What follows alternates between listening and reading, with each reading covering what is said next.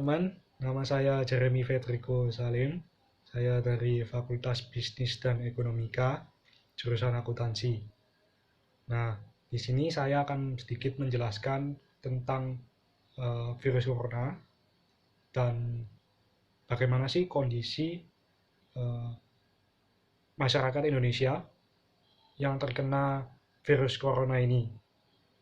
Nah, pertama, saya akan menjelaskan sedikit tentang virus corona ini. Nah, yang seperti kalian tahu bahwa virus corona ini sudah ditetapkan oleh WHO sebagai pandemi, yaitu bencana yang terjadi di seluruh dunia, dan salah satunya Indonesia. Nah, virus corona ini pertama ditemukan di Wuhan, kota Wuhan, di Cina, pada bulan Desember tahun 2019. Nah, virus ini akhirnya menyebar kemana-mana, ya salah satunya Indonesia, menyebar di hampir seluruh dunia, yang jumlahnya sampai dari data yang saya dapat sampai 700. Itu sih termasuk seluruh 700.000 termasuk seluruh dunia. Nah, itu parah. Dan yang jumlah yang meninggal pun juga banyak. Hampir mencapai 80 ribuan. Nah, itu kondisi yang paling parah. Nah, kemudian apa sih virus corona ini? Nah, virus corona ini menyebar dari uh, hewan, pertama dari hewan, terus kemudian ke manusia, dan kemudian dari manusia ke sesama manusia. Nah, virus ini dapat bertahan dalam kondisi lingkungan sekitar atau benda-benda mati sampai 1 sampai 9 jam. Nah, maka dari itu virus ini dianggap berbahaya karena menular ke seluruh dunia. Nah,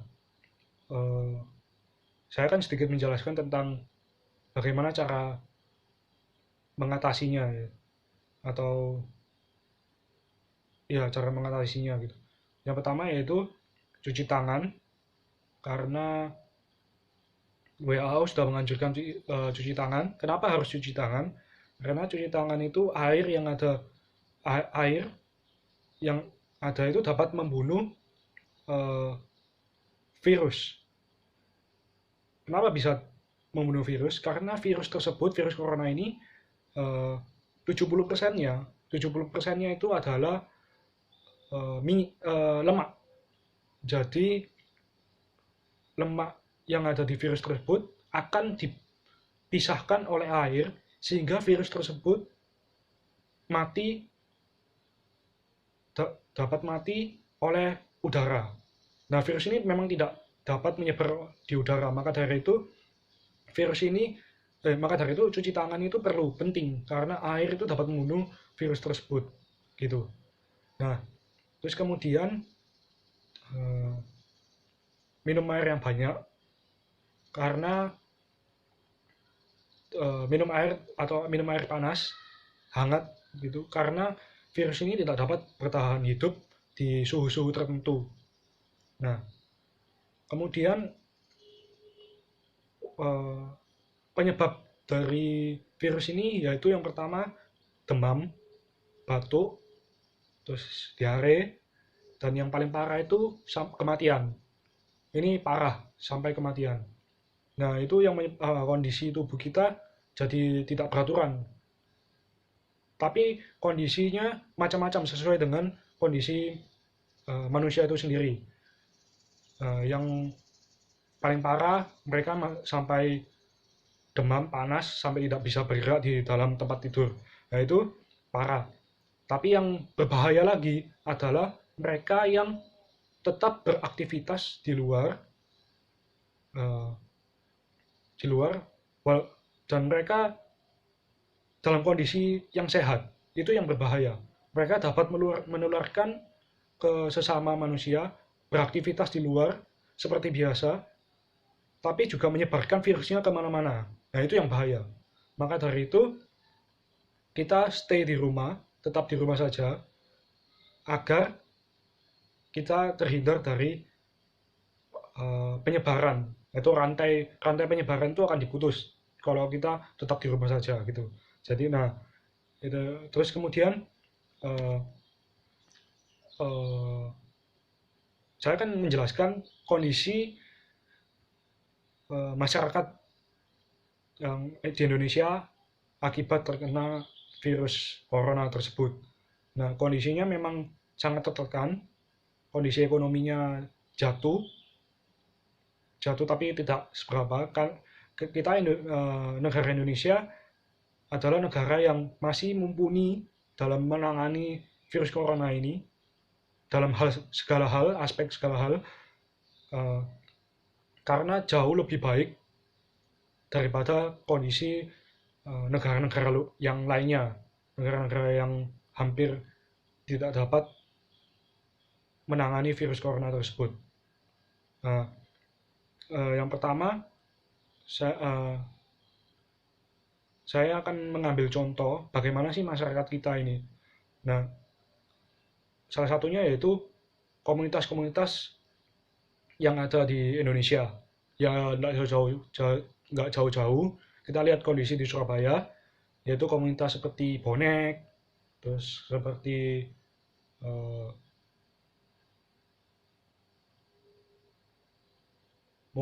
moge, yaitu motor gede. Itu mereka yang ada di Surabaya, yaitu mereka juga menyebarkan bantuan dana kepada tenaga medis, terus menyebarkan masker di jalan, menyebarkan obat-obat, memberikan obat-obat kepada orang yang membutuhkan, obat-obat yang imunnya lemah gitu. Jadi komunitas ini membantu masyarakat Indonesia. Adanya komunitas ini juga membantu tenaga medis agar pekerjaan mereka jauh lebih ringan gitu.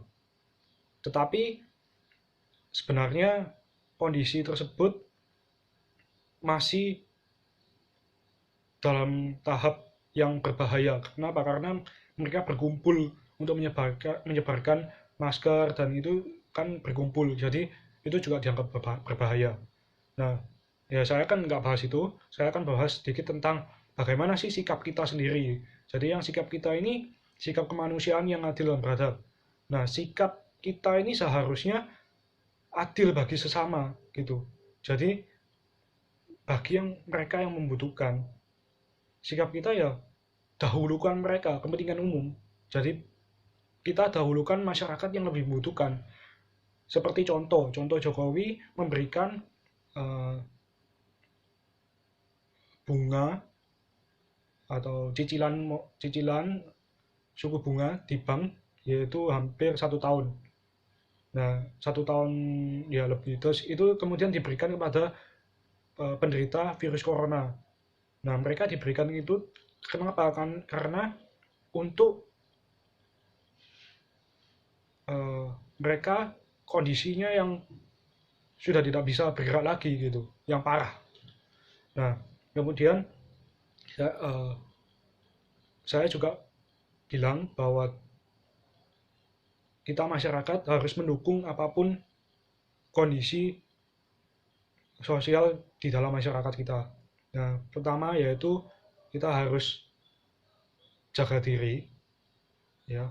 Terus kemudian nurut kepada pemerintah,